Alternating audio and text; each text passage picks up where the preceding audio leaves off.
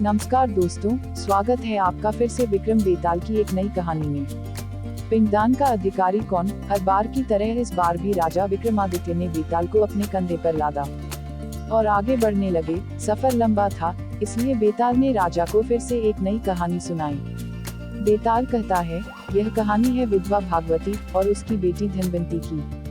भागवती के विधवा होने के बाद उसके पति के रिश्तेदार उसका सारा धन लेकर भागवती और उसकी बेटी को घर से निकाल देते हैं। इसके बाद दोनों माँ बेटी दूसरे नगर के लिए निकल पड़ती हैं। रास्ते में दोनों एक जगह आराम करने के लिए रुकती हैं। तो वहाँ एक सिपाही एक चोर को बांध कर रखे रहता है। चोर को प्यास लगी होती है। वो भागवती और उसकी बेटी धनवंती से पानी पिलाने के लिए विनती करता है। पानी पीने के बाद वो माँ बेटी से सारी बातें पूछता है कि उनके साथ क्या हुआ था। सारी बातें सुनने के बाद चोर धनवंती के साथ शादी करने की इच्छा रखता है। यह सुनकर भागवती को गुस्सा आता है और वो उस सिपाही को चोर की बात बताती है।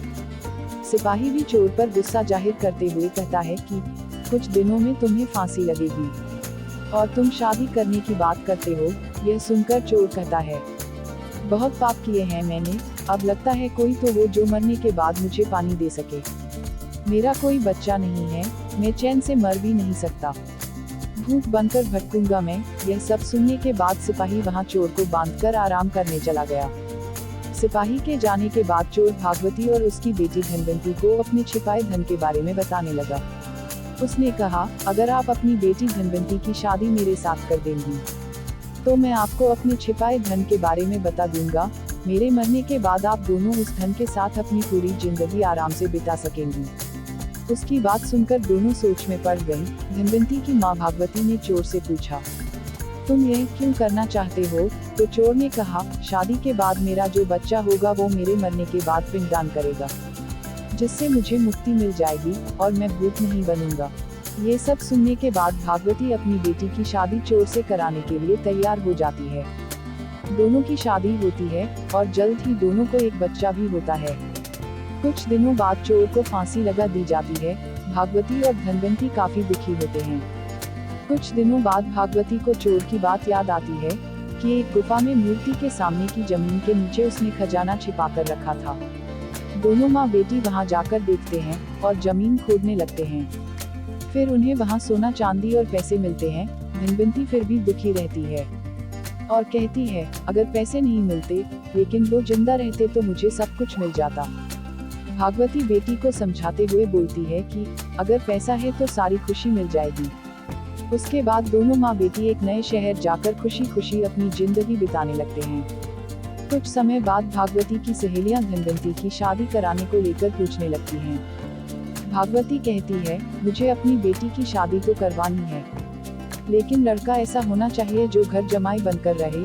फिर कुछ वक्त बाद एक पंडित लड़का उनके घर आता है, जिसके सामने भागवती अपनी बेटी धनवंती के शादी का प्रस्ताव रखती है। उनका बड़ा घर और पैसे देखकर वो लड़का लालच में आकर शादी के लिए हाँ कर देता है। वो कुछ वक्त तक उनके साथ रहता है और उनका भरोसा जीतने के बाद एक रात घर के सारे गहने और पैसे लेकर भाग गया। इस दुख में धनवंती की माँ भगवती की मौत हो गई और धनवंती गरीब और अकेली हो गई।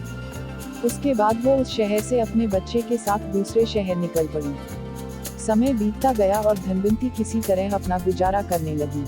धीरे धीरे धनवंती का बच्चा भी बड़ा होने लगा। एक दिन दोनों माँ बेटे रास्ते में भटक रहे थे कि इतने में उन दोनों की नजर एक राजकुमार पर पड़ी, जिसके गले को एक अजगर ने जकड़ रखा था।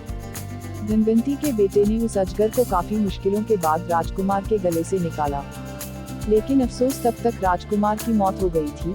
इसी बीच राजकुमार के पिता, जो कि उस राज्य के राजा थे, वो वहां पहुंच गए। बेटे की मौत से वो काफी दुखी हुए, लेकिन धनवंती के बेटे के साहस को देखते हुए राजा ने धनवंती के बेटे को गोद लेने का फैसला किया।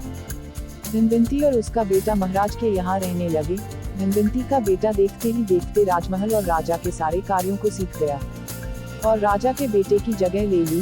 राजा की उम्र बहुत ज्यादा हो गई थी और कुछ वक्त बाद राजा की मौत हो गई। राजा ने मरने से पहले धनवंती के बेटे को सारा राजपाट सौंप उसे राजा बना दिया।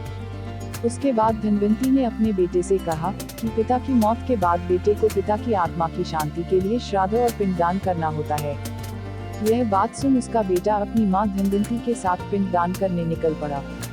जब वो नदी के किनारे पहुंचा तो उसे 3 हाथ दिखाई दिए। इतनी कहानी सुनाने के बाद बेताल रुक गया, और हर बार की तरह इस बार भी उसने राजा विक्रमादित्य से सवाल पूछा। बताओ राजन, उस लड़के का पिता कौन है? धनवंती का बेटा किस हाथ में पिंड देगा? इसमें एक हाथ उस चोर का है जिसके साथ धनवंती की शुरुआत में शादी हुई थी। दूसरा हाथ उस आदमी का है जिसने धन की लालच में धनवंती से विवाह किया था। और तीसरा हाथ उस राजा का जिसने धनवंती के बेटे को गोद लेकर अपने बेटे की तरह रखा था। विक्रमादित्य ने जवाब दिया, उस लड़के का पिता वो चोर है जिसने धनवंती से पूरे रीति रिवाज के साथ शादी की।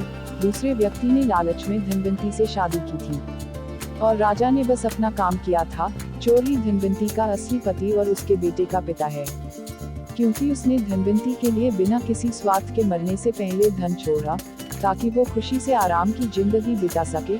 यह सुनते ही बेताल बहुत खुश हुआ और वापस घने जंगल में उसी पेड़ पर जाकर उल्टा लटक गया। कहानी से सीख, जो इंसान बिना किसी स्वार्थ के कोई काम करता है उसे कभी न कभी अच्छा फल जरूर मिलता है।